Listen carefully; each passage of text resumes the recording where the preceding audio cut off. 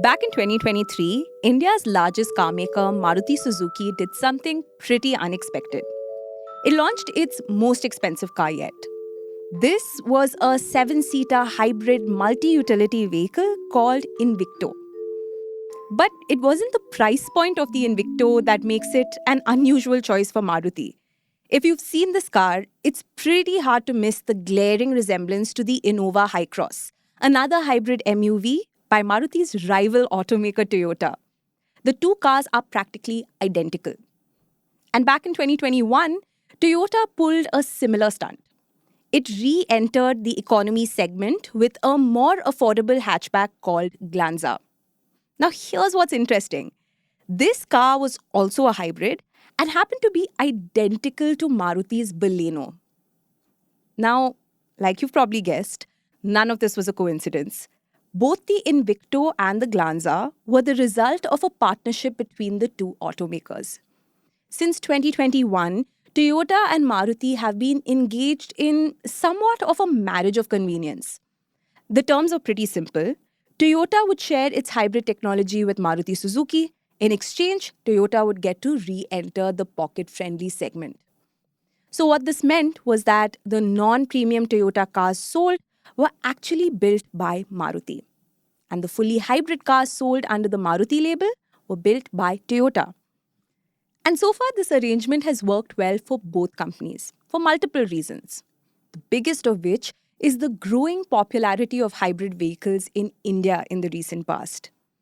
These are basically a crossover between your conventional petrol or diesel vehicle and an electric vehicle or EV. Okay, let me explain. Unlike full-blown electric vehicles, you can't plug in and charge a hybrid.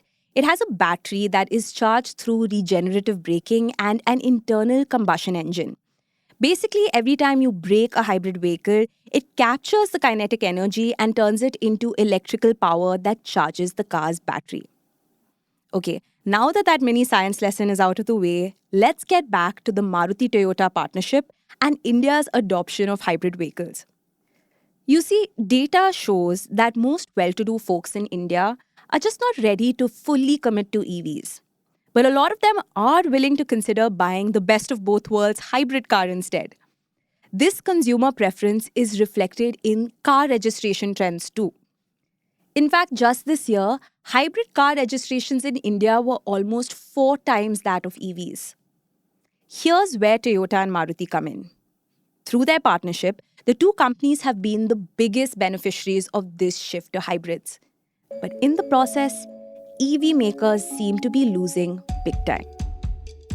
Welcome to Daybreak, a business podcast from the Ken. I'm your host Rahil Philippos, and I'll be joining Snigdha every week to bring you one business story that is worth understanding and worth your time. Today is Tuesday, the 4th of June.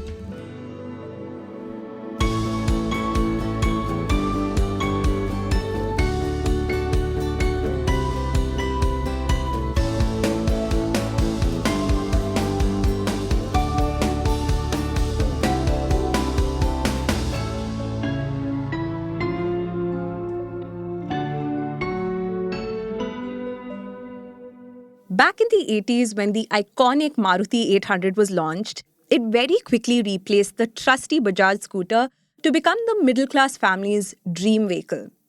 It was a pretty revolutionary moment because finally, owning a car was no longer a luxury. The people's car was here, and the automotive industry in India was never quite the same. All thanks to Maruti and that little navy blue hatchback. Now, all these years later, Maruti is still the go-to automaker for anyone looking to buy a reliable and, more importantly, an affordable car. But the downside of being the middle-class family's first choice is that it's really hard to be seen as anything more than just that. So when the automaker tried testing the waters by launching slightly more premium models of its cars, there were very few takers. Meanwhile, Toyota was dealing with the opposite problem. The Indian arm of Toyota Motor Corp, Toyota Kirloskar Motor, was in crisis mode for quite some time. In fact, the year it launched the Glanza, it had just about 3% market share in the Indian automobile space. So it was hanging by a thread. An employee of Maruti told the Ken reporter Nathan Narde that the company was in a Ford-like situation. Remember, business got so bad for Ford that in 2021, it decided to leave India. So the company's partnership with Maruti came at just the right time. The company's survival in India depended on it. And for Maruti, it meant a much needed makeover. Finally, Toyota was able to sell good cars in the lower priced economy segment, and Maruti was able to venture successfully into the premium segment. And everyone seems to be winning. At one point last year, 43% of all Toyota cars were actually built by Maruti. Meanwhile, Maruti gets to leverage Toyota's tried and tested in house hybrid technology and sell more premium vehicles. Before this, Maruti had a poor track record when it came to building hybrid technology. So, this works out well for the company. And it isn't just Maruti and Toyota's Indian businesses. Even Suzuki, Maruti's Japanese partner, is winning in the process. For the longest time, Suzuki had been trying to find a suitable match for a hybrid tech share. It tried partnerships with Volkswagen and General Motors over time, but industry insiders told the Ken that it never really worked out. Toyota is proving to be the partner Maruti has always needed, all thanks to its technology and hybrid engines. Okay, so now that we've understood what the two companies are up to, let's turn the lens on us, the customers. Why is it that the Maruti-Toyota marriage has thrived so much because of its hybrid cars? What happened to the EVs? More on that in the next segment. Hi, I'm Akshaya. I host an early careers podcast from the Ken's newsroom, The First 2 Years. If you're in the first few years of your career, this is a podcast for you. Here's what I do.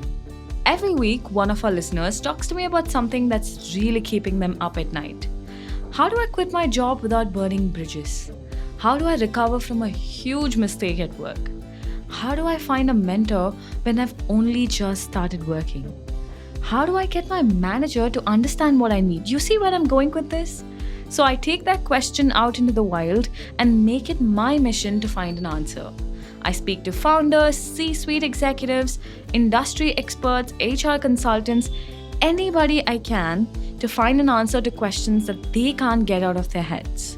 And that's just what I did when last week a listener asked me, how do I network in a way that actually succeeds and isn't awkward or cringe or literally just useless? And I think we've actually figured that out. This is what I talk about in the latest episode of The First 2 Years, which is dropped today. Click on the link in the show notes or simply just type in The First 2 Years wherever you get your podcasts. You don't want to miss this episode, and now back to Rahil.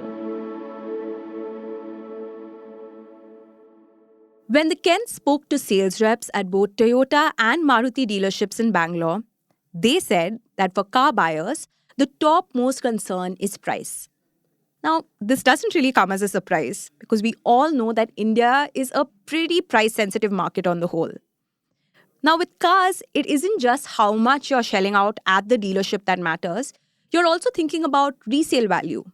And this is still murky territory for EVs and hybrids since they haven't been around for quite as long as your conventional petrol and diesel vehicles. In fact, IIT Kanpur carried out a price sensitivity analysis to understand the total cost of ownership for EVs and hybrids.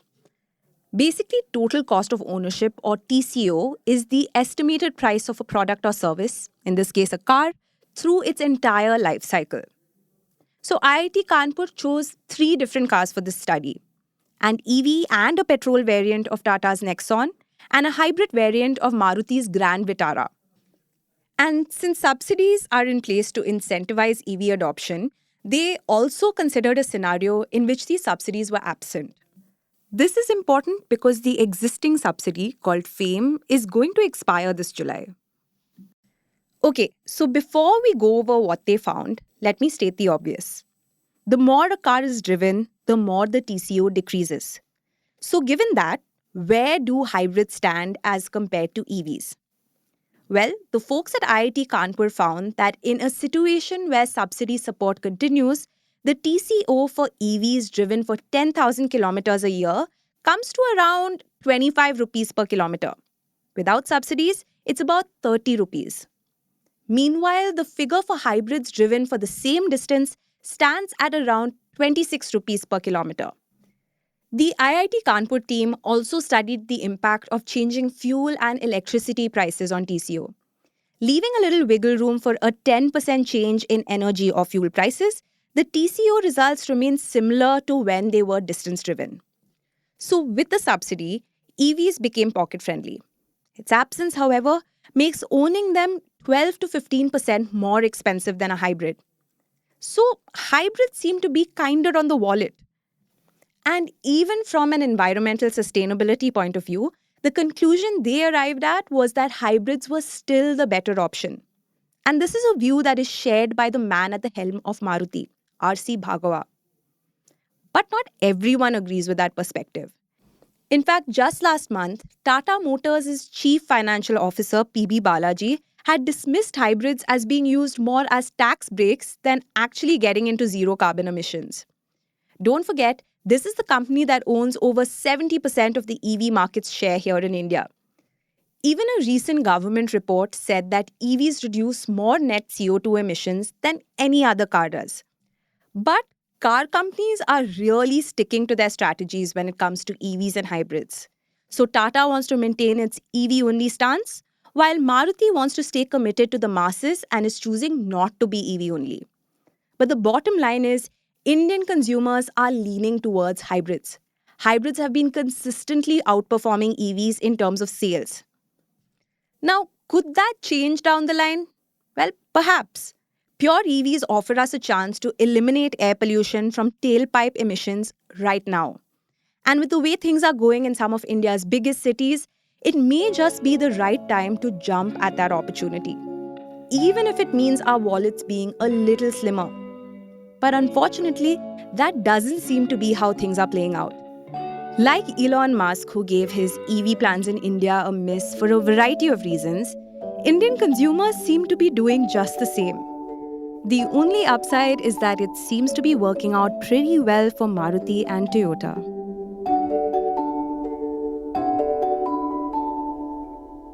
Daybreak is produced from the newsroom of The Ken, India's first subscriber-focused business news platform. What you're listening to is just a small sample of our subscriber-only offerings. A full subscription unlocks daily long-form feature stories, newsletters, and podcast extras. Head to theken.com and click on the red subscribe button on the top of the website. Today's episode was hosted by Rahil Philippos, produced by me, Snigdha Sharma, and edited by Rajiv CN.